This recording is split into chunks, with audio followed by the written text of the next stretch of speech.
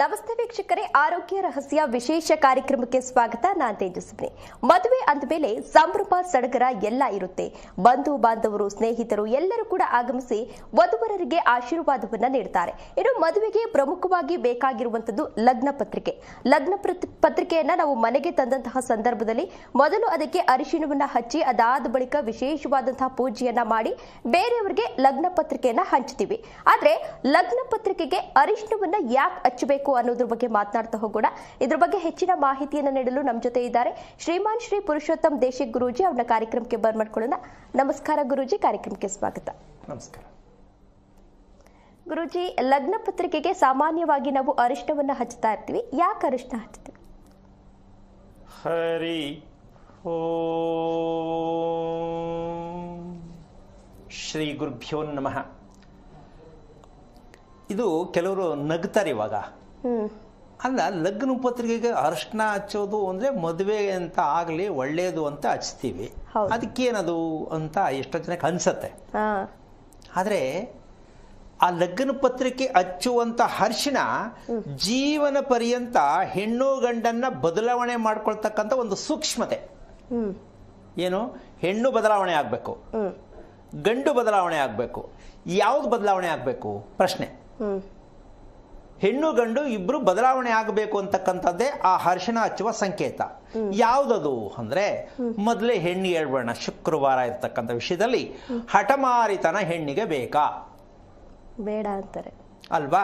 ಹಠಮಾರಿತನ ಹೆಣ್ಣಿಗೆ ಬೇಡ, ಗಂಡಿಗೂ ಬೇಡ. ಅದಕ್ಕೆ ಮದುವೆ ಅಂತಹ ಪ್ರಾರಂಭ ಮಾಡೋದು ಇವರಿಬ್ಬರ ಹಠಮಾರಿತನವನ್ನ ಬಿಟ್ಟು ಸಂಸಾರದಲ್ಲಿ ಭಾಗಿಯಾಗಿ ಇಬ್ರು ಸುಖವಾಗಿ ದಾಂಪತ್ಯವನ್ನ ಅನುಭವಿಸೋದಕ್ಕೆ, ಯಾವುದೇ ತೊಂದರೆ ವಿಘ್ನಗಳು ಸಮಸ್ಯೆಗಳು ಬರದೇ ಇರಲಿ ಅಂತಕ್ಕಂತಹ ವಿಚಾರಕ್ಕೆ ಆ ಅರಿಶಿಣವನ್ನ ಹಚ್ತಾರೆ. ಆದ್ರೆ ಲಗ್ನ ಪತ್ರಿಕೆಗೆ ಅರಿಶಿಣ ಹಚ್ತಾರೆ. ಹೆಣ್ಣಿನ ಕತೆ ಹೇಳಿದ್ರೆ ಇವಾಗ ಅರಿಶಿಣ ಹಚ್ಚೋದ್ರಲ್ಲಿ ಅರ್ಥ ಇದೆಯಾ ಅನ್ನೋ ಮಟ್ಟಕ್ಕೆ ನಾವು ಮದುವೆಗಳನ್ನ ಮಾಡ್ತಾ ಇದೀವಿ. ಲಗ್ನ ಪತ್ರಿಕೆ ಹಳದಿ ಇದೆ, ಅರಿಶಿಣ ಹಚ್ಚಿದ್ದೀರಾ. ಮದುವೆ ಹೆಣ್ಣಿನ ಕತೆ ಹೇಳಿ ಫಸ್ಟ್. ಇದು ಮದುವೆ ನಾಳೆ ಅಂತ ಅರಿಶಿಣ ಸ್ನಾನ ಮಾಡಿಸ್ತಾರೆ, ಹಳದಿ ಶಾಸ್ತ್ರ ಅಂತ ಅಲ್ವಾ? ಅಷ್ಟೇ, ಕ್ಲೋಸ್. ಹೌದಾ? ಇದಕ್ಕೆ ಲಗ್ನ ಪತ್ರಿಕೆ ಹಚ್ಚಿದ್ದು ಒಂದು ದಿನ ಮಾತ್ರ ಅಷ್ಟೇ. ಹೆಣ್ಣಿಗೆ ಅರಿಶಿಣ ಸ್ನಾನ ಮಾಡಿದ್ರೆ ಹಠ ಬಿಡ್ತಾಳ? ಹಠ ಹೋಗುತ್ತಾ? ಹೋಗಿಲ್ಲ. ಅದಕ್ಕೆ ಮದುವೆ ಕಟಿಂಗ್. ಒಂದು ಕಡೆ ಗಂಡ, ಒಂದು ಕಡೆ ಹೆಣ್ಣು, ಒಂದು ಕಡೆ. ಯಾಕೆ? ಹಠ ಹೋಗ್ಲಿಲ್ಲ ಅಂದ್ರೆ ಅದಕ್ಕೋಸ್ಕರ ಡಿವೋರ್ಸ್ಗಳು ಜಾಸ್ತಿ ಆಗ್ತಿದೆ. ಅದಕ್ಕೆ ಇವತ್ತು ಮದುವೆಗಳು ಏಕೆ ಮುರಿದು ಬೀಳ್ತಾ ಇದೆ ಅಂದ್ರೆ, ನಿಮ್ಮ ಅರಿಶಿಣ ಅಂತಕ್ಕಂತಹ ಒಂದು ದಿವ್ಯವಾಗಿರ್ತಕ್ಕಂತಹ ಆ ಒಂದು ಶಕ್ತಿ, ಸೂಕ್ಷ್ಮತೆ ಪೂರ್ತಿ ಹಚ್ಚಲ್ಲ, ತುದಿಗೆ ಮಾತ್ರ ಹಚ್ತಾರೆ. ಹೌದಾ? ತುದಿಗೆ ಹಚ್ತಾರೆ. ಆ ತುದಿಗೆ ಹಚ್ಚತಕ್ಕಂತಹ ವಿಚಾರದಲ್ಲಿ ಅಮ್ಮ ಈ ಅರಿಶಿಣ ಹಚ್ಚೋ ತಿಳ್ಕೊಂಡ್ರೆ ಸಾಕು, ಪೂಜೆ ಮಾಡದೇ ಇದ್ರು ಮದುವೆ ನಿಂತೋಗಲ್ಲ. ತಗೊಂಡೋಗಿ ಮನದೇವ್ರು ತಗೊಂಡು ಪೂಜೆ ಮಾಡಿಸ್ಕೊಂಡ್ ಬರ್ತಾರೆ, ಹೋಗ್ಬೇಕಾದ್ರೆ ಅವನಿಗೆ ಆಕ್ಸಿಡೆಂಟ್ ಆಗ್ಬೋದು. ಆದ್ರೆ ಇಲ್ಲಿ ಪೂಜೆ ಅನ್ನೋದಕ್ಕಿಂತ ಹೆಚ್ಚಾಗಿ ನಾವು ಲಗ್ನ ಪತ್ರಿಕೆ ಬಗ್ಗೆ ಎಷ್ಟು ಸತ್ಯ ತಿಳ್ಕೊಂಡಿದೀವಿ ಒಂದು. ಎರಡನೇದಾಗಿ ಹಳದಿ ಅಂತಕ್ಕಂಥದ್ದಕ್ಕೆ ಹೆಣ್ಣಿಗೆ ನಾವು ಎಷ್ಟು ಪ್ರಾಧಾನ್ಯತೆಯನ್ನು ಕೊಟ್ಟಿದ್ದೀವಾ? ಕ್ವಶನ್ ಇಲ್ಲ. ಅರಿಶಿಣಕ್ಕೂ ಹೆಣ್ಣಿಗೂ ತುಂಬಾ ದೂರ. ಕಷ್ಟಪಟ್ಟು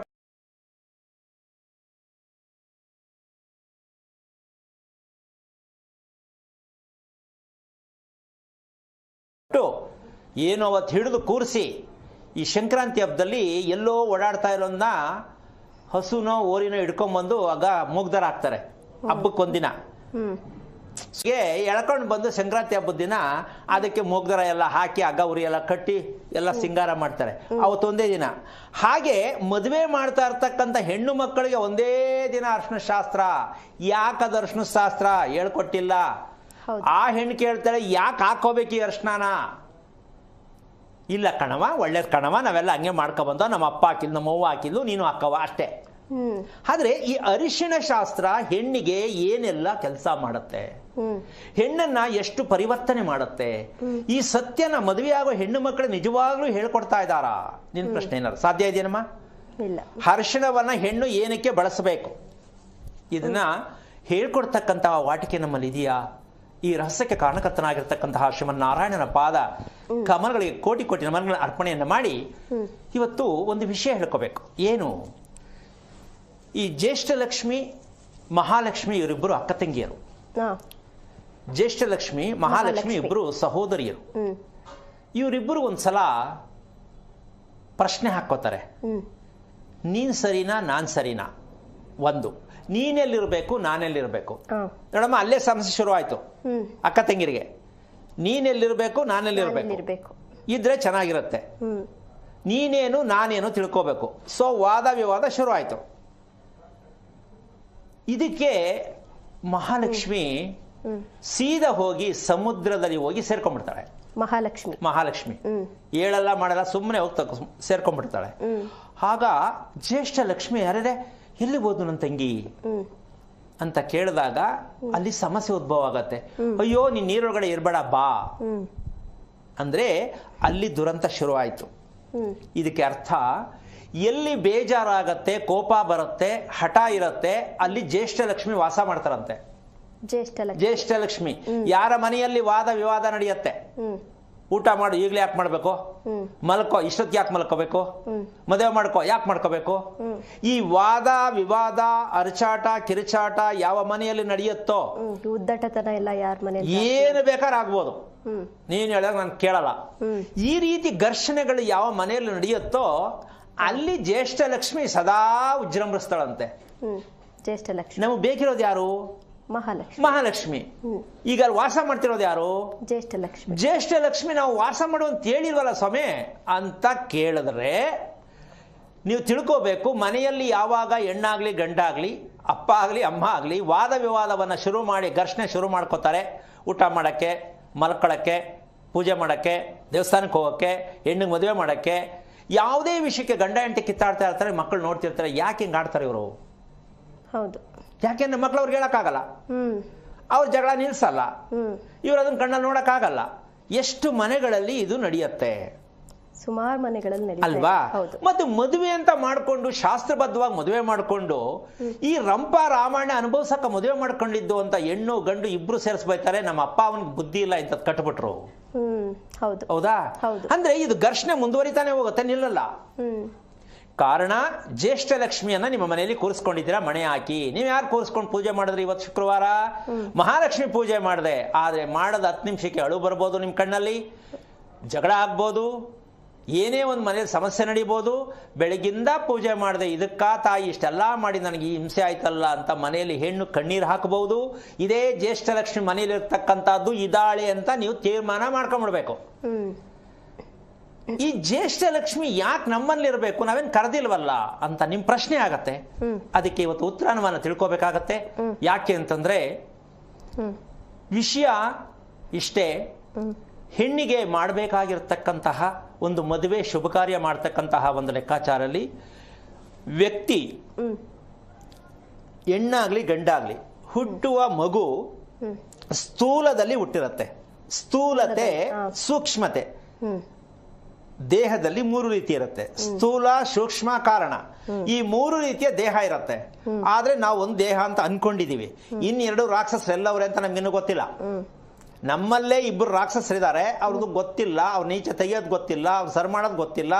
ಆದ್ರೂ ನಾವೇನ್ ಮಾಡಿದ್ದಾರೆ, ಅವ್ರದ್ದು ಗೊತ್ತಿಲ್ಲ, ಅವ್ರ ನೀಚ ತೆಗಿಯೋದು ಗೊತ್ತಿಲ್ಲ, ಅವ್ರು ಸರ್ ಮಾಡೋದು ಗೊತ್ತಿಲ್ಲ. ಆದ್ರೂ ನಾವೇನ್ ಮಾಡ್ತೀವಿ, ಈ ಸೂಕ್ಷ್ಮತೆ ಅಂತಕ್ಕಂಥದ್ದಲ್ಲಿ ಇವರಿಬ್ರು ಹೋದ್ರೆ ಸೂಕ್ಷ್ಮತೆ ಅಂತಕ್ಕಂಥದ್ದೇ ದೇವರು. ಸೂಕ್ಷ್ಮತೆನೇ ದೇವರು. ಸ್ಥೂಲತೆ ಮೊಂಡತನ, ಕಾರಣ ಸೋಮಾರಿತನ. ಕಾರಣ ಶರೀರ, ಸೋಮಾರಿತನ, ಯೋಚನೆ ಮಾಡ್ಕೊಂಡು ಕುತ್ಕೊಂಡು ಯೋಚನೆ ಮಾಡೋದು. ಈ 2 ರಾಕ್ಷಸರನ್ನ ಪ್ರತಿ ಹುಟ್ಟಿದ ದೇಹದಲ್ಲಿರ್ತಕ್ಕಂತಹ ಹೆಣ್ಣಾಗ್ಲಿ ಗಂಡಾಗ್ಲಿ ಅವ್ರನ್ನ ಹೊರಗೆ ಕಳಿಸ್ಬೇಕು. ಹೊರಗೆ ಕಳಿಸ್ಬೇಕು ಅಂತ ಯಾರಿಗ್ ಗೊತ್ತು, ಯಾರು ಹೇಳ್ತಾ ಇದ್ದಾರೆ, ಯಾರು ಮಾಡ್ತಾ ಇದ್ದಾರೆ? ಮಗು ಹುಟ್ಟಿತು, ಹೆಣ್ಣ ಗಂಡ ನಂಬರ್ 1. ಆಮೇಲೆ ದಪ್ಪಾಗೈತಾ ಸಣ್ಣಗಾಯ್ತಾ, ಓಕೆನಾ? ಆಮೇಲೆ ಹೆಸರೇನಿಡಬೇಕು, ಯಾವ ಸ್ಕೂಲ್ಗೆ ಸೇರಿಸ್ಬೇಕು. ಇಷ್ಟೇ ನಮ್ಮ ನಡೀತಾ ಇರ್ತಕ್ಕಂತಹ ಲಾಜಿಕ್ ಲೈಫ್. ಹೌದು, ಇಷ್ಟೇ ಯೋಚನೆ ಮಾಡೋದು ಅಷ್ಟೇ. ತಾಂತ್ರಿಕ ಜೀವನದಲ್ಲಿ ನಾವು ಮಕ್ಕಳನ್ನ ಬೆಳೆಸ್ತಿದ್ದೀವಿ. ಈಗ ಮಕ್ಕಳು ಜ್ಯೇಷ್ಠ ಲಕ್ಷ್ಮಿಯ ಸಮೇತವಾಗಿ ಬೆಳೀತಾ ಇದ್ದಾರೆ. ಹೆಣ್ಣು ಹೌದು, ಗಂಡು ಹೌದು. ಬೆಳೆಯುವ ರೀತಿಯೇ ಜ್ಯೇಷ್ಠ ಲಕ್ಷ್ಮಿ. ಅದ್ ಹೆಂಗ ಅವ್ರು ಹಂಗೆ ಹೇಳ್ತೀರಾ ನೀವು ಜ್ಯೇಷ್ಠ ಲಕ್ಷ್ಮಿನೇ ಬೆಳೀತಾ ಇದ್ದಾರೆ ಅಂತಂದ್ರೆ ಮೊಂಡತನ ಇರ್ತಕ್ಕಂಥದ್ದು, ಕೂಗಾಡೋದು, ಕಿರ್ಚಾಡೋರು ಇದ್ರೆ ಅವರೇ ಜ್ಯೇಷ್ಠ ಲಕ್ಷ್ಮಿ, ಇನ್ಯಾರು ಅಲ್ಲ. ಈಗ ಅವ್ರನ್ನ ಆಚೆ ತಳ್ಳಕ್ಕಾಗತ್ತಾ? ನಿಮ್ ಮಕ್ಳೇ. ಹೌದು. ಹೌದಾ? ಈ ಗಂಡ ಜಗಳ ಮಾಡಿದ್ರೆ ಆಚೆ ತಳ್ಳಕ್ಕಾಗತ್ತಾ? ನಿಮ್ ಯಜಮಾನ್ರೆ. ಹೆಂಡತಿ ಹಠ ಮಾಡಿದ್ರೆ ಆಚೆ ತಳ್ಳಕ್ಕಾಗತ್ತಾ? ನಿಮ್ ಹೆಂಡತಿನೇ. ಈಗ ಎಲ್ರೂ ಮನೆ ಒಳಗಡೆ ಇದ್ಕೊಂಡು ಕಾದಾಟ ಆಡ್ಬೇಕಾದ್ರೆ ಯಾಕಿದು? ಯಾವ ಪೂಜೆ ಮಾಡೋದು ಹಾಗಾದ್ರೆ? ನಮ್ಮ ಜನಗಳು ತಲೆ ಕೆಡಿಸ್ಕೊತಾರದು ಯಾವುದು ಅಂದ್ರೆ ಎಲ್ಲದಕ್ಕೂ ಒಂದು ಪೂಜೆ ಮಾಡಿದ್ರೆ ಸರಿ ಹೋಗುತ್ತೆ. ಈ ಪೂಜೆ ಮಾಡಿದ್ರೆ ಸರಿ ಹೋಗುತ್ತೆ ಅನ್ನೋದೇ ಜ್ಯೇಷ್ಠ ಲಕ್ಷ್ಮಿ. ಹಿಂಬಾಲಿಸ್ಕೊಂಡೇ ಬರ್ತಾ ಇರುತ್ತೆ. ನೀನ್ ಏನ್ ಮಾಡ್ತೀಯ, ನಾನು ಅದ್ ಹೆಂಗ್ ನೀನ್ ಚೆನ್ನಾಗಿರ್ತೀಯ ನೋಡ್ತೀನಿ ಅಂದ್ರೆ ನಮ್ಮ ಮನಸ್ಸಲ್ಲಿ ಅದ್ ಬಂದ ತಕ್ಷಣನೇ ಅದ್ ಜ್ಯೇಷ್ಠ ಲಕ್ಷ್ಮಿ.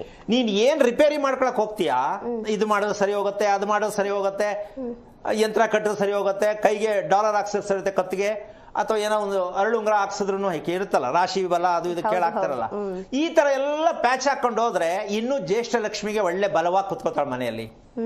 ಇಷ್ಟೆಲ್ಲಾ ರಂಪಾರಾಮಾಯಣಗಳು ನಡೆಯುವಂತಹ ಈ ಒಂದು ಮನೆಯಲ್ಲಿ ಜ್ಯೇಷ್ಠ ಲಕ್ಷ್ಮಿ ಇದಾಳೆ ಅನ್ನೋದಕ್ಕೆ ಗುರುತು ಏನು ಅನ್ನೋದು ಬರುತ್ತೆ. ನಮ್ಮ ಮನೆ ಜ್ಯೇಷ್ಠ ಲಕ್ಷ್ಮಿ ಇದಾಳ ಅಂದ್ರೆ ಇಷ್ಟೊತ್ತವರೆಗೂ ಹೇಳಿದ್ದೆಲ್ಲ ಅದೇ ಇರ್ತಾಳೆ ಅಂತ. ಈಗ ಅದಕ್ಕೆ ಇನ್ನೇನಾದ್ರು ಇದು ಎಲ್ಲಿಂದ ಬರುತ್ತೆ ಅಂತ ನಮ್ಗೆ ಗೊತ್ತಾಗಬೇಕಲ್ಲ. ಯಾಕೆ ಬರುತ್ತೆ ನಮ್ಮ ಮನೆಗೆ ಜ್ಯೇಷ್ಠ ಲಕ್ಷ್ಮಿ? ಹೌದು. ಇದಕ್ಕೆ ಕಾರಣ ಯಾರ ಮನೆಯಲ್ಲಿ ಇರುವೆ ಅಂತ ಕಾಣಿಸುತ್ತೋ, ಗಮನಿಸ್ಕೊಳ್ಳಿ, ಯಾರ ಮನೆಯಲ್ಲಿ ಇರುವೆ ಅಂತ ಕಾಣಿಸುತ್ತೋ ನಂಬರ್ 1. ನಂಬರ್ 2, ಸಡನ್ ಆಗಿ ಪ್ರತ್ಯಕ್ಷ ಆಗ್ತಕ್ಕಂಥ ನೊಣಗಳು. ನೊಣ ಸುಮ್ಮನ್ ಕೂತಿರಿ ಮಕ್ಕದ ಮುಂದೆ ಹೊಡ್ಕೊಳಕ್ ಒಂದು ಸೊಳ್ಳೆ. ಇವು 3 ಯಾರ ಮನೆಯಲ್ಲಿ ಇರುತ್ತೋ ಜ್ಯೇಷ್ಠ ಲಕ್ಷ್ಮಿ 100% ಇರ್ತಾರೆ. ಅಲ್ಲ, ಪ್ರಪಂಚ ಅಂದ್ಮೇಲೆ ಸೊಳ್ಳೆ ಇರಲ್ವಾ ಅಂದ್ರೆ ನಾನೇನು ಹೇಳಕ್ಕಾಗಲ್ಲ. ಕೆಲವು ಅನ್ಕೋತಿರೋದು ಏನು ಅವ್ರ ಮನೇಲಿ ಇವು ಕುತ್ಕೊಳಕ್ ಆಗಲ್ಲ ಅಂತಾರೆ. ಹೌದಮ್ಮ ಅಲ್ವಾ? ಹೇಳಲ್ವಾ? ಎಲ್ಲರ ಮನೇಲಿ ಯಾಕೆ ಸೊಳ್ಳೆ ಇಲ್ಲ ಹಾಗಾದ್ರೆ? ಅಲ್ಲ, ಇದು ಟೆಕ್ನಿಕಲ್ ಆಗಿ ಅವ್ರು ಮಾತಾಡ್ತಾರೆ. ಅಲ್ಲ ರೀ, ಪ್ರಪಂಚ ಸೊಳ್ಳೆ ಇಲ್ಲದೆ ಇರ್ತದ ಮನೆ ಅಂದ್ರೆ ಅವ್ರಿಗೇನು ಹೇಳಕ್ಕಾಗಲ್ಲ ನಾನು. ಎಲ್ರ ಮನೇಲೂ ಸೊಳ್ಳೆ ವಿಶೇಷವಾಗಿರಲ್ಲ. ಏನ್ ಹೇಳ್ತೀವಮ್ಮ, ಕೂರಕ್ಕೆ ಆಗಲ್ಲ. ಡೇ ಆಗ್ಲಿ ನೈಟ್ ಆಗ್ಲಿ ಹೊಡ್ಕೊತಾ ಇರ್ಬೇಕು, ಬೀಸಣಿಗೆ ಅಂತ ಇರ್ಬೇಕು, ಫ್ಯಾನ್ ಹಾಕೋಬೇಕು. ಹೌದಾ? ಈ ಸೊಳ್ಳೆ ಎಲ್ಲಿರುತ್ತೆ ಅಂದ್ರೆ ನೆಮ್ಮದಿ ಕೊಡಬಾರ್ದು ಅಂತ ಅದೇ ಮಾಡ್ ಕೆಲಸ. ಇನ್ನು ಎರಡನೇದು, ಇರುವೆ ಬರ್ತಕ್ಕಂಥದ್ದು ಮನೆಯಲ್ಲಿ. ಎಷ್ಟೋ ಮನೆಗಳಲ್ಲಿ ಸಮಸ್ಯೆ ಇದೆ, ಯಾಕೆ ನಮ್ಮಲ್ಲಿ ಇರುವೆ ಜಾಸ್ತಿ ಅಂತ. ಇದು ಜ್ಯೇಷ್ಠ ಲಕ್ಷ್ಮಿ ಈಗ ಮನೆಗೆ ಇಲ್ಲಿ ಉಲ್ಬಣ ಆಗೋದಕ್ಕೆ ಇನ್ನೊಂದು ದೊಡ್ಡ ಬಲವಾದ ಕಾರಣ ಇದೆ. ಏನು? ಮನೆಗೆ ಇರುವೆ ಯಾಕೆ ಬರುತ್ತೆ, ಸೊಳ್ಳೆ ಯಾಕೆ ಜಾಸ್ತಿ ಇರುತ್ತೆ, ನೊಣ ಎಷ್ಟೇ ಮಾಡಿದ್ರು ನೊಣ ಯಾಕಿರುತ್ತೆ? ಈ ಪ್ರಶ್ನೆಗೆ ಉತ್ತರ ನಿಮ್ಮ ಪಕ್ಕದ ಮನೆಯೇ ಕಾರಣ. ಪಕ್ಕದ ಮನೆ, ನಿಮ್ಮ ಪಕ್ಕದ ಮನೆ, ನಿಮ್ಮ ಮನೆಯ ಸುತ್ತ ಇರುವ ಮನೆಗಳೇ ಇದಕ್ಕೆ ಕಾರಣ. ಜ್ಯೇಷ್ಠ ಲಕ್ಷ್ಮಿ ಸದಾ ನಿಮ್ಮ ಮನೆಯಲ್ಲೇ ಇರ್ತಾಳೆ. ಯಾರಿಂದ? ನಿಮ್ಮ ಮನೆಯ ಪಕ್ಕದ ಮನೆಯವರಿಂದ. ಈಗ ಎಷ್ಟೋ ಜನಕ್ಕೆ ಬೇಜಾರಾಗೋಯ್ತದೆ, ಪಕ್ಕದ ಮನೆಯವರಿಂದ ಇನ್ನೆಂಗಿರೋದು ಒಬ್ಬರೇ ಇರಕ್ಕಾಗತ್ತಾ, ನಾ ಒಂದೇ ಮನೆ ಕಟ್ಟಕ್ಕಾಗತ್ತಾ? ಪ್ರಶ್ನೆ ಬರುತ್ತಲ್ಲ. ಹೌದು ಅಲ್ವಾ? ಅದಕ್ಕೆ ಆಶ್ಚರ್ಯಕವಾದ ವಿಚಾರ ಅಂತ ತಿಳ್ಕೊಬೇಕು ಅಂತ ಹೇಳ್ತಾ ಇರೋದು. ಎಲ್ಲೆಲ್ಲಿಂದ ವಕ್ರಿಸ್ಕೊಳ್ಳುತ್ತೆ ನಮ್ಗೆ ಅಂದ್ರೆ ಎಲ್ಲ ನಾವೇ ಮಾಡ್ಕೊಳ್ಳೋದು. ದೇವ್ರು ಯಾವ ಕಾರಣಕ್ಕೂ ನಿಮ್ಗೆ ಅದಕ್ಕೆ ಬೇಕು ಇದು ಬೇಕು ಅಂತ ಹೇಳೇ ಇಲ್ಲ. ಎಲ್ಲವನ್ನೂ ಅನುಭವಿಸುವಂತಾನೆ ಭಗವಂತ ಕಳಿಸಿದಾನೆ. ಅನುಭವಿಸು ಅಂದ್ರೆ ಏನು ಕಷ್ಟ ಅಲ್ಲ, ನೆಮ್ಮದಿಯನ್ನ ಆರೋಗ್ಯವನ್ನ ಅನುಭವಿಸುವಂತ ದೇವರು ಕಳಿಸಿದಾನೆ. ಆದ್ರೆ ನಾವು ಕಟ್ಕೋತೀವಲ್ಲ, ಸೊಳ್ಳೆ ನಿವಾಸ, ನೊಣ ನಿವಾಸ, ಏನಮ್ಮ ಇರುವೆ ನಿವಾಸ, ನಮಗೆ ಗೊತ್ತಿದೆ ಕಟ್ಕೊಂಡಿರ್ತೀವಿ. ನಾವು ಕಟ್ಕೊಂಡಿರೋ ಮನೆಗಿಂತ ಪಕ್ಕದ ಮನೆಯಿಂದ ಬರುತ್ತೆ. ಯಾಕೆ ಅಂದ್ರೆ ವಿಷಯ ಇಷ್ಟೇ, ಇರುವೆ ಏನಕ್ಕೆ ಬರುತ್ತೆ ಅಂತಕ್ಕಂಥ ಲೆಕ್ಕಾಚಾರಕ್ಕೆ ಮೊದಲು ಒಂದು ಸಣ್ಣ ಉದಾಹರಣೆ ಕೊಡ್ತೀನಿ. ಯಾಕೆ ಇರುವೆ ಬರುತ್ತೆ ಮನೆಯಲ್ಲಿ ಅಂದ್ರೆ, ನಾವು ವಾಸ ಮಾಡುವ ಮನೆಯ ಪಾಯ ಎತ್ತರದಲ್ಲಿದ್ದು, ಸ್ವಲ್ಪ ಕರೆಕ್ಟಾಗಿ ಕೇಳಿಸ್ಕೊಂಡು ಅರ್ಥ ಮಾಡ್ಕೊಳ್ಬೇಕು ದಯವಿಟ್ಟು. ಎಲ್ಲರ ಮನೆಯಲ್ಲೂ ಇರುವೆ ಯಾಕೆ ಬರಲ್ಲ ಅನ್ನೋದಕ್ಕೆ ಕಾರಣ ದಯವಿಟ್ಟೆಲ್ಲ ತಿಳ್ಕೊಳ್ಳಿ. ನಾವು ವಾಸ ಮಾಡುವ ಮನೆಯ ಪಾಯದ ಮಟ್ಟ, ಸುತ್ತ ಇರುವ ಮನೆಯ ಪಾಯದ ಮಟ್ಟ ನಮ್ಮ ಪಾಯದ ಮಟ್ಟಕ್ಕಿಂತ ಕೆಳಗಡೆ ಇದ್ದರೆ ಆ ಮನೆಗೆ ಯಾವ ಕಾರಣಕ್ಕೂ ಜ್ಯೇಷ್ಠ ಲಕ್ಷ್ಮಿ ಬರಲ್ಲ. ಅಂದ್ರೆ ನಮ್ದು ಕೆಳಗಡೆ ಇರ್ಬೇಕು. ನಮ್ಮದು ಕೆಳಗಡೆ ಇದ್ರೆ ಎಲ್ಲಾ ತರದ್ದು ವಕ್ರಿಸ್ಕೊಳತ್ತೆ. ಕೆಳಗಡೆ ಇದ್ರೆ ನಮ್ಮ ಮನೆಯ ಪಾಯ. ಈಗ ಎಷ್ಟೋ ಜನ ತಲೆ ಕೆಡಿಸ್ಕೋಬಹುದು, ಕಟ್ಬಿಟ್ಟಿದೀವಲ್ಲ ಸ್ವಾಮಿ, ಈಗ ಹೇಳಿದ್ರೆ ನಾವ್ ಏನ್ ಮಾಡೋಣ ಅಂದ್ರೆ ಅದಲ್ಲ, ಏನು ಮಾಡಕ್ಕಾಗಲ್ಲ. ಯಾಕೆ ಅಂದ್ರೆ ಮನೆ ಕಟ್ಟೋದು ಗೊತ್ತು, ಮನೆ ಪಾಯ ಹೆಂಗಿರ್ಬೇಕು ಅಂತ ಪ್ರಪಂಚದ ಇತಿಹಾಸದಲ್ಲಿ ಯಾರಿಗೂ ಗೊತ್ತಿಲ್ಲ. ಒಂದು ಮನೆ ಶುಭವಾದ ಮನೆ, ಮಹಾಲಕ್ಷ್ಮಿ ವಾಸಸ್ಥಾನ, ಇದಕ್ಕೆ ಏಕಾಂತ ಮನೆ ಅಂತಾರೆ. ಏಕಾಂತ ಮನೆ. ಈ ಮನೆಗೆ ಹೆಸರೇನು? ಏಕಾಂತ. ಏಕಾಂತ ಮನೆ ಕಟ್ಟಿದ್ದೀರನ್ರಿ ಸ್ವಾಮಿ, ಇದು ಹೇಳ್ಕೊಡಕ್ ಹುಟ್ಟಿದಾರೇನ್ರಿ? ಹೇಳ್ಕೊಡಕ್ಕೆ ಸ್ವಾಮಿಗಳ ಇಲ್ಲ. ಏಕಾಂತ ಮನೆ ಏನು ಅಂದ್ರೆ, ನಾವೀಗ ಮಾಡ್ಕೊಂಡ್ರೋ ಮನೆ ಹೆಂಗಿರುತ್ತೆ ಅಂದ್ರೆ, ಕೋಪ ಬಂದಾಗ ಜಡಾರ್ ಅಂತ ರೂಮ್ ಬಾಗಿಲು ತೆಗೆದು ಒಳಗಡೆ ಹೋಗಿ ಬೋಲ್ಟ್ ಹಾಕೊಂಡು ಕುತ್ಕೊಂಡ್ಬಿಡೋದು. ಇವ್ರು ಈ ಕಡೆಯಿಂದ ಏನ್ ಮಾಡಿದವ, ಕೋಪ ಮಾಡ್ಕೊಂಬಿಟ್ಟ, ತೆಗಿಯವ, ಯವ್ವ, ಈ ತರ ಬೊಂಬಡಿ ಮನೇಲಿ. ಹೌದು. ಇದು ಮಕ್ಕಳು ಹೌದು, ಸೊಸೆನೂ ಹೌದು, ಮಗನೂ ಹೌದು. ಯಾರ ಮನೇಲಿ ಡೋರ್ ಹಾಕೊಂಡು ಒಳಗಡೆ ಮಕ್ಕಳು ಕುತ್ಕೊಂಡು ಅಳ್ತಿರ್ತಾರೆ, ಮುನ್ಸ್ಕೋತಾರೆ, ನಿಮ್ಮ ಮನೇಲಿ ಜ್ಯೇಷ್ಠ ಲಕ್ಷ್ಮಿ ಸದಾ ಇರ್ತಾಳೆ. ಹೋರಾಡಿ ಹೋರಾಡಿ ಹೋರಾಡಿ ಜೀವನ ಪರ್ಯಂತ ದರಿದ್ರ. ಯಾವುದ್ರ ಬಗ್ಗೆ ನಿಮ್ಗೆ ಪ್ಲಸ್ ಇಲ್ಲ, ಟೋಟಲಿ ಮೈನಸ್. ಯಾರು ನಮ್ಮ ಮನೇಲಿ ನೆಮ್ಮದಿಯಾಗಿರೋಣ ಅಂದ್ರೆ ಯಾರ ಕೈಲೂ ಆಯ್ತಾ ಇಲ್ವಲ್ಲ, ಯಾರು ಸರಿ ಇಲ್ಲ ನಮ್ಮ ಮನೇಲಿ ಅಂತ ಪ್ರಶ್ನೆಯನ್ನ ಯೋಚನೆ ಮಾಡಿ ಮಾಡಿ ಮನೆ ಯಜಮಾನ ಜೀವನ ಪರ್ಯಂತ ಅನುಭವಿಸ್ಬೇಕಾಗತ್ತೆ. ಮನೆಗೆ ಏನಕ್ಕಪ್ಪ ಹೋಗ್ಬೇಕು, ಸುಮ್ಮನೊಂದು ಅರ್ಧ ಗಂಟೆ ಹೋಗಿ ಬಂದ್ಬಿಟ್ರೆ ಸಾಕು, ಇಲ್ಲೇ ಮಲ್ಕೊಂಡ್ಬಿಡೋಣ ಸಾಕು ಅನ್ನೋ ಮಟ್ಟಕ್ಕೆ ಇವತ್ತು ಕುಟುಂಬದ ಸ್ತರದ ವಿಚಾರ ಸಮಸ್ಯೆ ಆಗಿದೆ. ಇದಕ್ಕೆ ಹೆಣ್ಣು ಕಾರಣ ಅಲ್ಲ, ಮಕ್ಕಳು ಕಾರಣ ಅಲ್ಲ. ಮನೆ ಯಜಮಾನ ಮನೆ ಕಟ್ಟಬೇಕಾದ್ರೆ ಸರಿಯಾದ ರೀತಿಯಲ್ಲಿ ಸರಿಯಾದ ಮನೆ, ಏಕಾಂತ ಮನೆಯನ್ನ ಕಟ್ಟಬೇಕಾದ್ರೆ ಯಾವ ರೀತಿಯಲ್ಲಿ ನಮ್ಮ ಸಿದ್ಧತೆಗಳಾಗಬೇಕು ಹೇಳಿದ್ದು ಅರ್ಥ ಆಗಿದೆ ಅಂತ ಅನ್ಕೋತೀನಿ. ನಮ್ಮ ಮನೆಯ ಪಾಯ ಎತ್ತರ ಆಗಿದೆಯಾ ನೋಡ್ಕೊಳ್ಳಿ. ಯಾಕೆ ಅದಕ್ಕೆ ಸಣ್ಣ ವೈಜ್ಞಾನಿಕ ಒಂದು ಉದಾಹರಣೆ ಕೊಡ್ತೀನಿ. ಈ ತಂಪು, ಉಷ್ಣ ಮತ್ತೆ ಶೀತ ಸಮತೀತೋಷ್ಣವಾಗಿದ್ದಾಗ ಇರುವೆ ಉತ್ಪತ್ತಿ ಆಗತ್ತೆ. ನಮ್ಮ ಪಾಯ ಎತ್ತರವಾಗಿದ್ದಾಗ ಕೆಳಗಡೆ ಇರತಕ್ಕಂಥ ಭೂಮಿ ಕೆಳಗಡೆ ಇರುತ್ತೆ, ಅಲ್ಲಿ ಶೀತ ಉತ್ಪತ್ತಿ ಆಗ್ತಕ್ಕಂಥ ರೀತಿಯಲ್ಲಿ ಅಲ್ಲಿ ಇರುವೆಗಳು ಶುರು ಆಗತ್ತೆ. ಆ ಇರುವೆ ಮನೆ ಒಳಗಡೆ ಪ್ರವೇಶ ಆಗತ್ತೆ. ನಾವು ಇರುವೆಗೆ ಏನೋ ಹಾಕೋದು, ಅರಿಶಿನ ಪುಡಿನೋ ಇನ್ನೊಂದೋ ಏನೋ ಹಾಕ್ತಿವಿ, ಅದಕ್ಕೆ ಮೆಡಿಸನ್ನೇ ಅರಿಶಿನ ಪುಡಿ. ಇರುವೆಗೆ ಎಲ್ಲರೂ ಹಾಕೋದು ಅರಿಶಿನ ಪುಡಿನೇ. ಇರುವೆ ಪೌಡರ್ ಅಂತ ಲೆಕ್ಕ ಹಾಕೊಳ್ಳಲ್ಲಿ ಎಷ್ಟು ವೈಜ್ಞಾನಿಕವಾಗಿಯೂ ಆ ದೈತ್ಯವ ಅಂದ್ರೆ ದೇವರು ಅಂತಕ್ಕಂಥದ್ದು ಎಂತೆಂಥ ಪದಗಳನ್ನ ತೋರಿಸ್ಕೊಟ್ಟಿದ್ದಾರೆ ಲೆಕ್ಕ ಹಾಕೊಳ್ಳಿ. ಅದು ಜಾಸ್ತಿ ಆದ್ರೆ ಅರಿಶಿನ ಪುಡಿ ಹಾಕಿದ ತಕ್ಷಣ ಬರೋದೇ ಇಲ್ಲ, ಅದು ಮುಂದಕ್ಕೆ ಬರೋದಿಲ್ಲ, ಹಿಂದಕ್ಕೆ ಹೊಟ್ಟೋಗ್ಬಿಡುತ್ತೆ ಅಲ್ವಾ. ಸಾಮಾನ್ಯ ಸಡನ್ ಆಗಿ ಬಿದ್ದು ಏನಾದ್ರು ರಕ್ತ ಬಂದ್ರೆ ಮೊದಲು ಅರಿಶಿನ ಪುಡಿ ಉದುರಿಸ್ತಾರೆ ಅಲ್ವಾ. ಇಂಥ ಅದ್ಭುತವಾದ ಔಷಧಿಯನ್ನ ಮಹಾಲಕ್ಷ್ಮಿ ವಾಸ ಮಾಡ್ತಕ್ಕಂಥ ಅರಿಶಿನವನ್ನ ಮನೆಯಲ್ಲಿ ಮದುವೆಯಾದ ಹೆಣ್ಣು ಬಳಸ್ತಾಳ ನೋಡಿ ಮದುವೆ ಮಾಡ್ತಾ ಇದ್ದೀರಾ? ಯೋಚನೆ ಮಾಡಿ ಸ್ವಲ್ಪ. ಅವಳೆಲ್ಲ ಹಠಮಾರಿತನ ಇರುತ್ತಾ ಇಲ್ವಾ ಯೋಚನೆ ಮಾಡಿ. ಲಗ್ನ ಪತ್ರಿಕೆಗೆ ಅರಿಶಿನ ಹಚ್ಚದ್ ನೀವು, ಲಗ್ನ ಪತ್ರಿಕೆಗೆ ಹುಡುಗಿ ಕೈಲಿ ಪೂಜೆ ಮಾಡಿಸದ್ ನೀವು, ಮನದೇವ್ರಿಗೆ ತಗೊಂಡೋಗಿ ಪೂಜೆ ಮಾಡಿಸ್ಕೊಂಡು ಬಂದು ನೀವು ಎಂತಹ ಜ್ಞಾನವಂತರಲ್ವಾ. ಆ ಹೆಣ್ಣಿಗೆ ಅರಿಶಿನ ಹಚ್ತಾ ಇದ್ದೀರಾ ಪ್ರತಿದಿನ? ಆ ಮಗಳು ಹಚ್ತಾವಳ? ಇಲ್ಲ. ಪೂಜೆ ಮಾಡೋದಲ್ಲ ಮುಖ್ಯ ಅಮ್ಮ. ಮಂಗಳವಾರ, ಶುಕ್ರವಾರ ಶ್ರೀ ಮಹಾವಿಷ್ಣುವಿನ ಪರ್ವ ದಿನಗಳು, ಅಮಾವಾಸ್ಯೆ, ಪೌರ್ಣಮಿ, ಈ ತರ ದಿನಗಳಲ್ಲಿ ವಿಷ್ಣುವಿನ ರಹಸ್ಯವಾಗಿರ್ತಕ್ಕಂಥ ಒಂದು ಗುಡ್ಡೆ ಇರುತ್ತಂತೆ, ಪರ್ವತ. ಆ ಪರ್ವತ ದಿನ ಇದಕ್ಕೆ ಪರ್ವಕಾಲ ಅಂತ ಹೇಳ್ತಾರೆ. ಆ ದಿನದಲ್ಲಿ ಯಾವ ಹೆಣ್ಣು ಅರಿಶಿನವನ್ನು ಹಚ್ಕೊಂಡು ಸ್ನಾನ ಮಾಡ್ತಾಳೋ ಇದು ಮಂಗಳ ಸ್ನಾನ. ಮಹಾನ್ ಸಾಕ್ಷಾತ್ ಮಹಾಲಕ್ಷ್ಮಿ ಸ್ವರೂಪನ ತಾಳಿ ಹಠಮಾರಿತನವನ್ನ ಬಿಡ್ತಾಳೆ. ಯಾವ್ದ್ರಿಂದ? ಅರಿಶಿನ ಹಚ್ಚುವುದರಿಂದ. ನೋಡ್ಕೊಳ್ಳಿ ಅಪ್ಪ, ಕನ್ನಡಿಯಲ್ಲಿ ನೀವೇ ಎಲ್ಲ ಅರಿಶಿನ ಹಚ್ಕೊಂಡಿದ್ದೀರಾ ಅಂತ ಅರ್ಥ ಆಗತ್ತೆ. ಆದ್ರೆ ಮಂಗಳ ಸ್ನಾನ ಆಗೋದು ಯಾವಾಗ ಅಂತ ತಿಳ್ಕೋಬೇಕು. ಅರಿಶಿನ ಹಚ್ಕೊಂಡಿರಬಹುದೇನೋ, ಒಂದಷ್ಟು ಕಿವಿ ಹತ್ರನೋ ಹಣೆ ಹತ್ರ ಇರಬಹುದೇನೋ. ಆದ್ರೆ ಹೆಣ್ಣಿಗೆ ಅತಿ ಮುಖ್ಯವಾಗಿ ಅರಿಶಿನ ಎಲ್ಲಿ ಲೇಪನವಾಗಬೇಕು, ಯಾಕಾಗಬೇಕು ಅನ್ನೋ ಸತ್ಯವನ್ನ ಇವತ್ತು ನಿಮ್ಮ ಮುಂದೆ ಹೇಳ್ತೀನಿ. ಸ್ವಲ್ಪ ಯೋಚನೆ ಮಾಡಿ. ಇದು ಒಂದು ಸಾಧನೆ. ನಿಮ್ಮ ಮನೆಯ ಹೆಣ್ಣು ಮಕ್ಕಳನ್ನ, ನಿಮ್ಮ ಮನೆಯ ಶ್ರೀಮತಿಯವರನ್ನ ಪೂರ್ಣವಾಗಿ ಸೌಮ್ಯತೆ ಬರೋದಿಕ್ಕೆ, ಕೋಪ ದೂರ ಮಾಡೋದಿಕ್ಕೆ, ಅವ್ರ ಹೆಣ್ಣು ಲಕ್ಷ್ಮೀ ಸ್ವರೂಪ ಆಗೋದಿಕ್ಕೆ ಈ ಅರಿಶಿನ ಅಂತಕ್ಕಂಥ ಸತ್ಯವನ್ನ ನಿಮ್ಮ ಮನೆಯಲ್ಲಿ ನೀವು ಪ್ರಾರಂಭ ಮಾಡೋದೇ ಆದ್ರೆ ಸಾಕ್ಷಾತ್ ಮಹಾಲಕ್ಷ್ಮಿ ನಿಮ್ಮ ಮನೆಯಲ್ಲಿ ಇರ್ತಕ್ಕಂಥದ್ದಕ್ಕೆ ಸಾಧ್ಯವಾಗತ್ತೆ. ಈ ರೀತಿ ಮಹಾಲಕ್ಷ್ಮಿ ಹೆಣ್ಣು ಆಗಿದ್ದಾಗ ಒಳ್ಳೆಯ ಸೈಟು ಸಿಕ್ಕತ್ತೆ. ಸೈಟ್ ಸಿಕ್ಕಿದಾಗ ಮನೆ ಕಟ್ಟಕ್ಕೂ ತುಂಬಾ ಒಳ್ಳೆಯವರು ಸಿಗ್ತಾರೆ. ಆಗ ನಿಮಗೆ ಮನೆಯನ್ನ ಕಟ್ಟಲಿಕ್ಕೆ ಒಳ್ಳೆಯ ರೀತಿಯಲ್ಲಿ ಮಾರ್ಗದರ್ಶನ ಸಿಕ್ಕತ್ತೆ. ಮನೆಯಲ್ಲಿರ್ತಕ್ಕಂಥ ಮಹಾಲಕ್ಷ್ಮಿಯೂ ಹೌದು, ನಿಮಗೆ ಸಿಕ್ಕಿರೋ ನಿವೇಶನವೂ ಹೌದು, ನೀವು ಕಟ್ಟೋ ಮನೆಯೂ ಹೌದು. ಇದನ್ನ ಸೂಕ್ಷ್ಮತೆ. ಇದು ನಮ್ಮ ದೇಹ, ನಮ್ಮ ಭಗವಂತ, ನಮ್ಮ ದೇಹದಲ್ಲಿ ಭಗವಂತನ ವಾಸಸ್ಥಾನ ಇದೆ. ಹೌದು. ಅದೇ ರೀತಿ ನಾವು ವಾಸ ಮಾಡುವ ಮನೆ, ನಮ್ಮ ಮನಸ್ಸಿನಲ್ಲಿ ಇರ್ತಕ್ಕಂತಹ ಭಗವಂತ ಆ ಮನೆಯಲ್ಲಿ ಇರ್ತಕ್ಕಂಥ ಕೋಣೆಗಳಲ್ಲಿ ಇರ್ತಾರೆ. ಪಾರ್ಟಿಷನ್ ಮಾಡ್ತೀವಲ್ಲ ನಾವು, ಇದು ಬೆಡ್ರೂಮು, ಇದು ಬಾತ್ರೂಮು, ಇದನ್ನ ಎಲ್ಲಿ ನಾವು ಭಾಗ ಮಾಡ್ತೀವಿ ಅಲ್ಲಿ ನಮ್ಮ ಮನಸ್ಸಿನ ಕೋಣೆ ಅಂತಾರೆ. ಇದಕ್ಕೆ ಧರ್ಮದ ಮೂಲಕವಾಗಿ ಮನೆಯ ಒಳಗಡೆ ಇರ್ತಕ್ಕಂಥ ಭಾಗಗಳೇನಿರುತ್ತೆ ಅದಕ್ಕೆ ಮನಸ್ಸಿನ ಕೋಣೆ ಯಾವುದು ಅಂದರೆ ಮಲಗುವ ಜಾಗ, ಊಟ ಮಾಡುವ ಜಾಗ. ನೀವು ಏನು ಮನೆಯಲ್ಲಿ ಯಾವ ತರ ಡಿವೈಡ್ ಮಾಡ್ಕೊಳ್ತೀರೋ ಇದು ನಿಮ್ಮ ಮನಸ್ಸು ಚೆನ್ನಾಗಿದೆ ಅಂದ್ರೆ ನೀವು ಕಟ್ಟಿರ್ತಕ್ಕಂಥ ಒಳಗಡೆ ಇರ್ತಕ್ಕಂಥ ಗೋಡೆಗಳು ಕರೆಕ್ಟ್ ಆಗಿದೆ ಅಂತ. ಚಂಚಲತೆಯಾಗಿ ಇಲ್ಲಿ ಸೆಕೆ, ಈ ರೂಮ್ ಚಳಿ ಅಂದ್ರೆ ಒಂದೊಂದು ಮನೆಯಲ್ಲಿ ಒಂದೊಂದು ರೀತಿ ಲೊಕೇಶನ್ ಇರುತ್ತೆ. ಹೌದು. ಆ ಮನೇಲಿ ಸೆಕೆಯಪ್ಪ ರೂಮಲ್ಲಿ ಆಗಲ್ಲ ಅಂತ ಈಚೆ ಬಂದು ಮಲಗ್ತಾರೆ. ಆ ಮನೇಲಿ ಆ ರೂಮಲ್ಲಿ ಮಲ್ಕೊಂಡು ನಿದ್ದೆ ಚೆನ್ನಾಗಿ ಬರುತ್ತೆ ಅಂತ ಒಬ್ರು ಹೇಳ್ತಾರೆ. ನೀವೇ ಕಟ್ಟಿರೋದು ಮನೆ. ಆದ್ರೆ ಆ ಮನೆಯನ್ನ ಕಟ್ಟಿದಾಗ ಆ ಮನೆಯ ಸುತ್ತಳತೆ, ಆ ಮನೆಯ ಒಳಗಡೆ ಇರತಕ್ಕಂತಹ ನೀವು ಮಾಡಿರ್ತಕ್ಕಂಥ ಪಾರ್ಟೇಷನ್, ಅದು ನಿಮಗೆ ನೆಮ್ಮದಿ ಕೊಡುತ್ತಾ, ಮನಃಶಾಂತಿ ಕೊಡುತ್ತಾ ಅಂತ ನಿಮಗ್ ಗೊತ್ತಾ? ಇಲ್ಲ. ಶಾಸ್ತ್ರಗಳವ್ರಿಗೆ ಗೊತ್ತಾ? ಇಲ್ಲ. ಇಂಜಿನಿಯರ್ ಗೊತ್ತಾ? ಇಲ್ಲ. ಮತ್ತೆ ಮನೆ ಒಳಗಡೆ ಯಾವ ರೀತಿ ನೀವು ಡಿವೈಡ್ ಮಾಡ್ಕೋತೀರಾ? ಅದು ನಿಮ್ಮ ಅನುಕೂಲ ಅಲ್ಲೇನಮ್ಮ. ಅವರೇ ಹೇಳ್ತಾರೆ, ಹೆಂಗಸರು ಕೇಳ್ತಾರೆ, ಏನು ನನಗೆ ಅಡಿಗೆ ಮನೆ ಸ್ವಲ್ಪ ದೊಡ್ಡಬೇಕು, ಹೆಂಗಸರು ವಿಚಾರ. ಹೌದು. ಗಂಡಸರು ಮಲ್ಕೊಳ್ಳೋ ರೂಮ್ ಸ್ವಲ್ಪ ವಿಶೇಷ ಬೇಕಮ್ಮಿ ಸ್ವಾಮಿ ಅಂತ ಅದಕ್ಕೆ ತಗೊಳ್ತಾರೆ. ಇನ್ನು ಮಕ್ಕಳು ನಮ್ಗೊಂಚೂರು ದೊಡ್ಡದಾಗೆ ಇರ್ಲಿ, ಡ್ಯಾನ್ಸ್ ಗಿನ್ಸ್ ಮಾಡ್ಬೇಕು ರೂಮಲ್ಲಿ, ಟಿವಿ ನೋಡ್ಕೊಂಡು ಆರಾಮ ಮಲ್ಕೋಬೇಕು ನಾವು. ನಾನೇ ನನ್ನ ಸರ್ವಿಸಲ್ಲಿ ಒಂದೆರಡು ಕಡೆ ನೋಡಿದ್ದೀನಿ, ಡ್ಯಾನ್ಸ್ ಮಾಡಕ್ಕೆ ಬೇಕು ಅಂತ ಹೆಣ್ಮಕ್ಳು ಕೇಳಿರ್ತಕ್ಕಂಥ ಮನೆಗಳನ್ನು ಕೂಡ ನೋಡಿದ್ದೀನಿ ನಾನು. ಹೆಣ್ಮಕ್ಳು ಕೇಳೋದೇನ?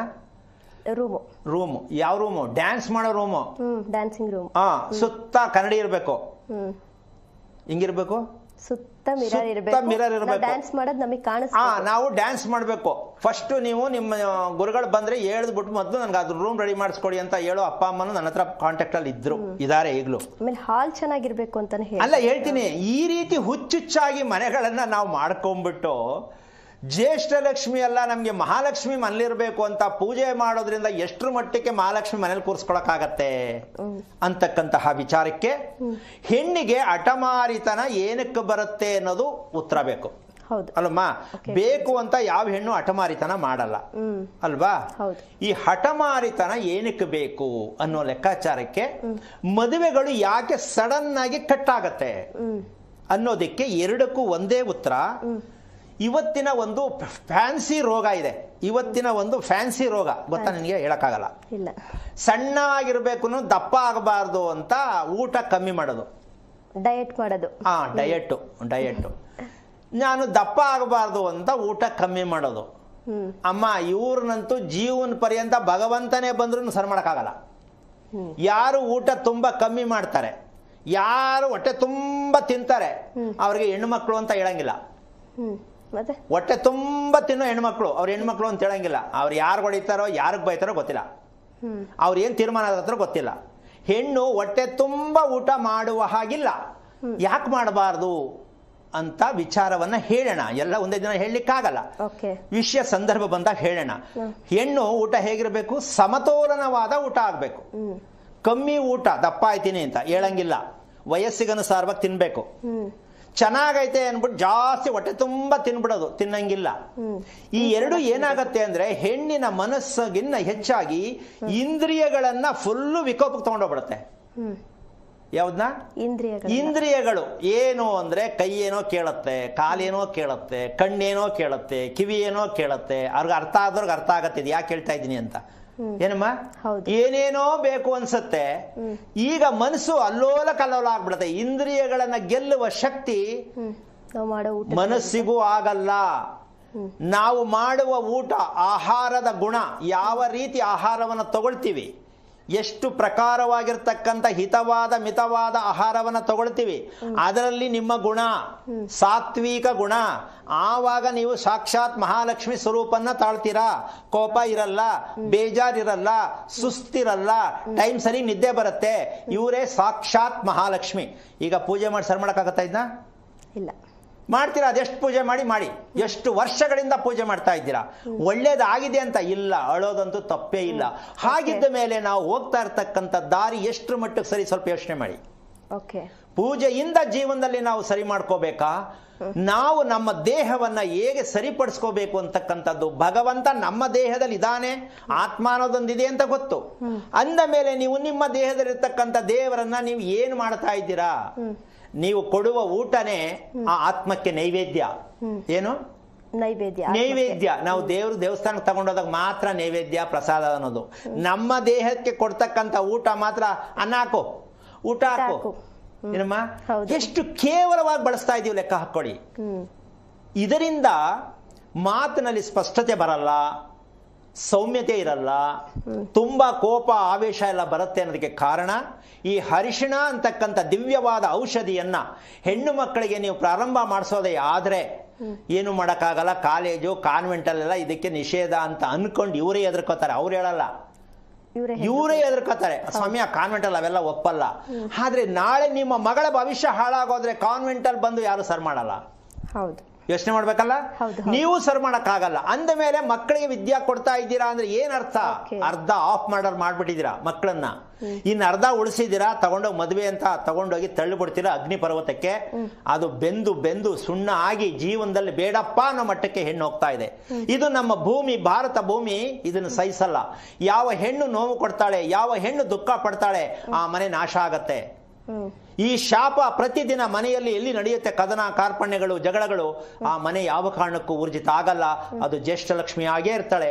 ಹಾಗಿದ್ಮೇಲೆ ನಿಮ್ಮ ಹೆಣ್ಣು ಮಕ್ಕಳಿಗೆ, ನಿಮ್ಮ ಮನೇಲಿರ್ತಕ್ಕಂಥ ಹೆಂಗಸರಿಗೆ ಅರಿಶಿಣ ಅಂತಕ್ಕಂಥ ದಿವ್ಯವಾದ ಔಷಧವನ್ನ, ಅಂದ್ರೆ ಇದನ್ನ ಒಪ್ಕೊಳ್ಳೋರು ಪ್ರೀತಿ ಇದ್ರೆ ಶ್ರದ್ಧೆ ಇದ್ರೆ ದಯವಿಟ್ಟು ಕೇಳಿಸ್ಕೊಳ್ಳಿ. ನಾನು ಎಲ್ರಿಗೂ ಅಪ್ಲೈ ಮಾಡ್ಕೊಳ್ಳಿ ಅಂತ ಹೇಳ್ತಾ ಇಲ್ಲ, ಅರ್ಶನ ಹಚ್ಕೊಳ್ಳಿ ಅಂತ ನಾನು ಹೇಳ್ತಾ ಇಲ್ಲ. ನಿಮಗೆ ಅವಶ್ಯಕತೆ ಇದ್ದು ನೆಮ್ಮದಿ ಬೇಕಂದ್ರೆ ಪ್ರಯತ್ನ ಮಾಡಿ. ಯಾಕೆ ಅಂದ್ರೆ ಇದೆಲ್ಲ ಏನಂದ್ರೆ ಧರ್ಮವನ್ನ ಅನುಸರಿಸೋವರಿಗೆ, ಶ್ರದ್ಧೆ ಇರೋವರಿಗೆ ಮಾತ್ರ ಇದನ್ನೆಲ್ಲ ಹೇಳ್ಬೇಕಂತ ಧರ್ಮದಲ್ಲಿದೆ. ಯಾರ್ಯಾರಿಗೋ ನಿಂತವರಿಗೆ ಹೋಗೋರಿಗೆಲ್ಲ ಹೇಳುವಂತ ಪ್ರಶ್ನೆ ಇಲ್ಲ ಇಲ್ಲಿ. ಯಾಕೆ ಅಂದ್ರೆ ಅದು ತಪ್ಪಾಗತ್ತೆ. ಕೇವಲವಾಗಿ ಮಾತಾಡೋದು, ವ್ಯಂಗ್ಯವಾಗಿ ಮಾತಾಡೋದು ಅದ್ಯಾಕೆ ಬೇಕು? ಅರ್ಶನ ಇಲ್ಲ ಆದ್ರೆ ಏನು? ಈ ತರ ಎಲ್ಲ ಮಾತಾಡ್ತಕ್ಕಂಥ ಹೆಣ್ಣಾಗ್ಲಿ ಗಂಡ ಅವರಿಗೆ ದಯವಿಟ್ಟು ನಾನು ಹೇಳ್ತಕ್ಕಂಥ ವಿಚಾರ ತಗೊಳ್ಳಿ ಅಂತ ನಾನು ಹೇಳ್ತಾ ಇಲ್ಲ. ಅದ್ ನೀವು ಇಷ್ಟ ಆಗಬೇಕೋ ಬಿಡ್ಬೇಕೋ ಅದು ನಿಮಗೆ ಸರಿದು.